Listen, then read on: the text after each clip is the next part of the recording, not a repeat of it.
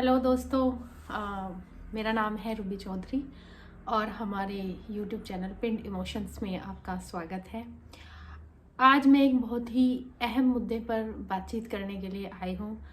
हुआ ये कि किसी ने कल ऐसे ही बातों बातों में कहा कि स्त्री और पुरुष, और जहाँ स्त्री और पुरुष का नाम आ जाए समझ लीजिए वहाँ आ गया बराबरी। तो उन्होंने कहा कि स्त्री को बराबरी चाहिए लेकिन वो बराबर का काम नहीं करती है।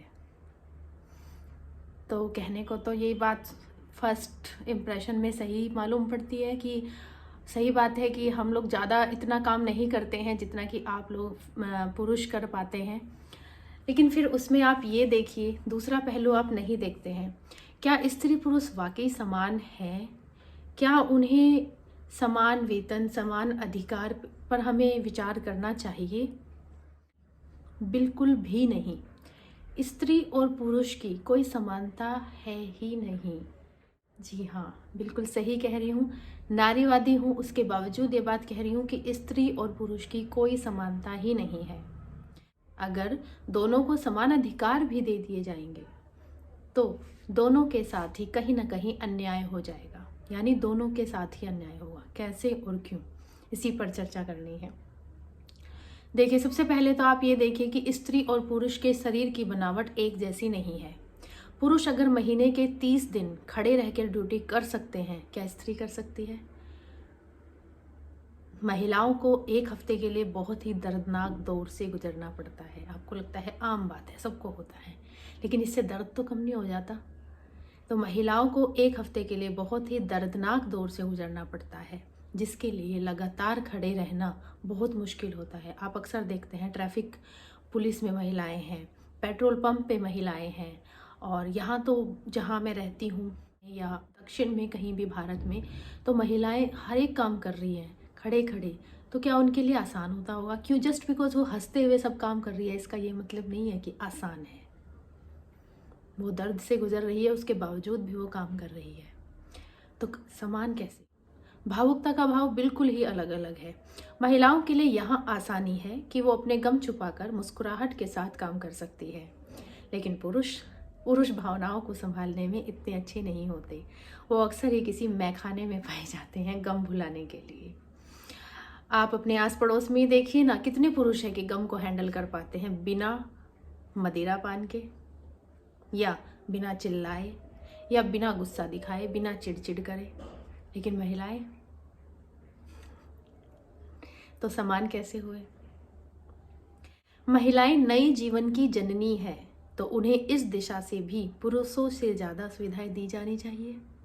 वहीं पुरुषों का अधिक शारीरिक क्षमता का कुछ लाभ दिया जा सकता है। यानी महिलाएं नई जीवन की जननी है, ये मैंने क्यों कहा? हम बचपन से देखते आई हूँ कि पुत्र की अपेक्षा पुत्री को थोड़ा सा नकारा जाता है। कैसे? भाई को दूध देंगे भर भर के बिना पानी का, लेकिन बहन को दूध देंगे 1 गिलास, और वो भी थोड़ा बहुत पानी चलता है। तो लड़की है ना, क्या हुआ?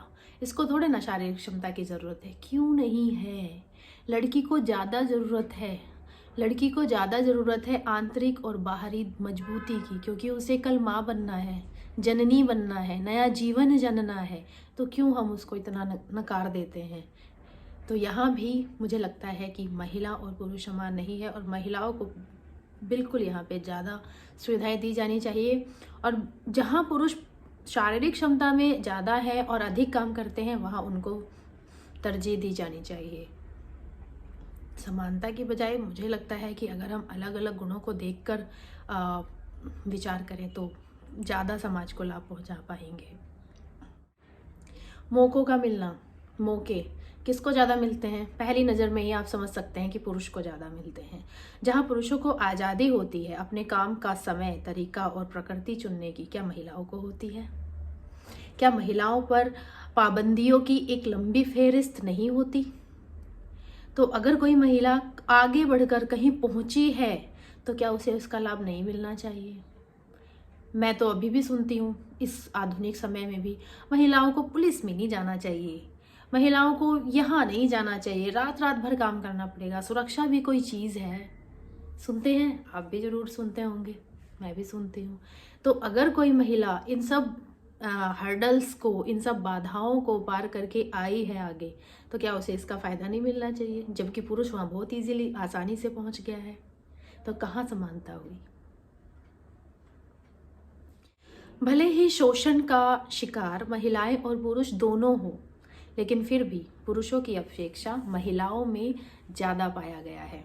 इसलिए महिलाओं को एक स्वस्थ वातावरण और सुरक्षा का अधिकार भी जरूर दिया जाना चाहिए। क्या महिलाओं शोषण शोषण से आप कुछ भी समझ सकते हैं। मैं मानती हूँ कि आज की डेट में 90% लड़कियाँ कहीं ना कहीं किसी ना किसी प्रकार के शोषण के शिकार हुई है। आंकड़ा थोड़ा ज़्यादा ही हो सकता है। तो क्या यस, पुरुष भी हुए हैं, लेकिन फिर भी संख्या में कम है महिलाओं। और उसकी पुरुषों को उसका दोषी नहीं माना जाता है, लेकिन अगर किसी महिला ने आगे आकर कहा कि मेरे साथ ऐसा हुआ है, तो कहा जाएगा तूने कपड़े ही ऐसे पहने थे, तू दोस्ती ऐसे बनाती है, तू बाहर ही इस समय जाती है। सारी गलती लड़की की निकाल दी जाती है। वाओ, जिसने किया उसकी कोई गलती नहीं। तो क्या समानता है? भले ही थोड़ी बहुत समानता आई हो, लेकिन अभी भी ये एक लंबा रास्ता है जो हमें तय करना है। महिलाओं को महिला होने के कारण जल्दी काम से मुक्त कर देना और पुरुषों को अधिक से अधिक ओवरटाइम करने के लिए बाध्य करना भी गलत है। क्योंकि इसलिए गलत है क्योंकि पुरुष की भी एक सीमा होती है। तो हम सोचते हैं कि पुरुषों को 12-12 बजे तक लगाओ और महिलाओं को 6 बजे छुट्टी दे दो। नहीं, ये भी गलत है। महिला हो या पुरुष, दोनों की ही इंसानी क्षमता को देखकर, समझकर ही उनके कामों के अधिकार तय किए जाने चाहिए। तो ये जो बहस है कि महिला पुरुष समान है और समान वेतन चाहिए, तो क्या ये किसी भी प्रकार से सही है? आप स्वयं विचार कीजिए और बताइए। धन्यवाद।